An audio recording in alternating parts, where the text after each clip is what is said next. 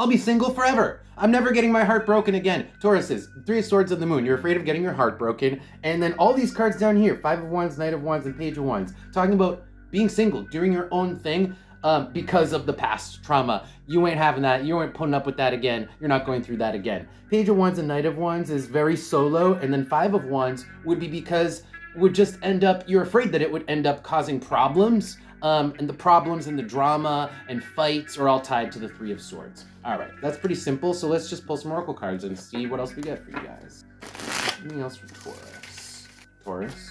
This is getting much more interesting now because despite the fact that you're determined to be single, you got your eye on someone. We have the eye on the bottom of the deck with Aries underneath it. You're passionate, or there's someone that you have your eye on. And it's kind of bugging you because you don't want a relationship. You have this kind of logical determination, and yet your heart is tugging at you. And I say tug because we got the Manticore. Look at him, he's practically tugging at this heart here. And it's not something you can get away from, the number one. You can't escape it.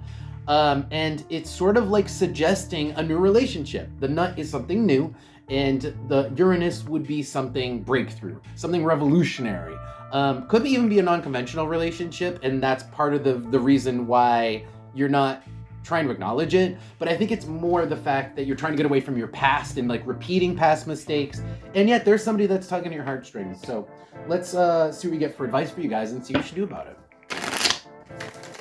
Anything else for Taurus for advice? Advice for Taurus? Advice for Taurus. Oh, wow. Ooh, so this is interesting. So you might have to pay somebody off. There might be a situation where somebody expects money from you and you're losing money. Either you lost money when you were tied up with someone, and that's part of the trauma, part of the Three of Swords from before. There's just financial loss tied to relationships or tied to a particular relationship. Maybe you still got somebody you're paying alimony to, right?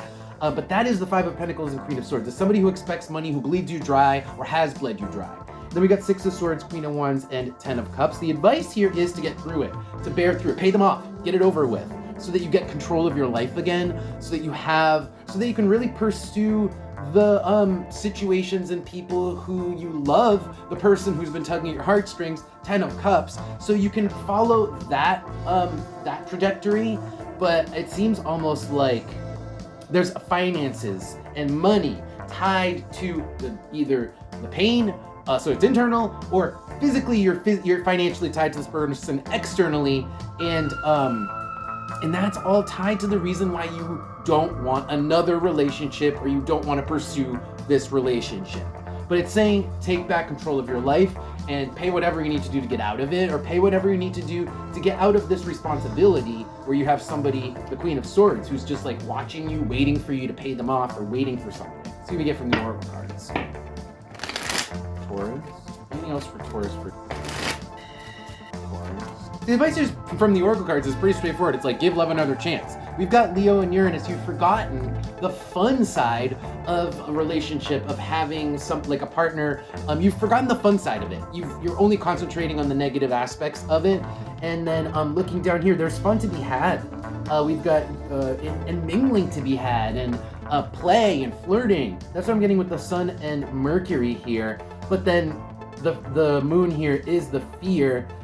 It's like there's good and bad, and you've forgotten about the good. And this is just saying try to remember and maybe give love another chance, because there's good, there's fun, and not just all the bad stuff that you're kind of focusing on, that you're trying to like run away from, or that you've essentially associated with relationships in general. On the bottom, we have the number 7. That is baggage, karma, and Neptune. That is release. That is forgetting.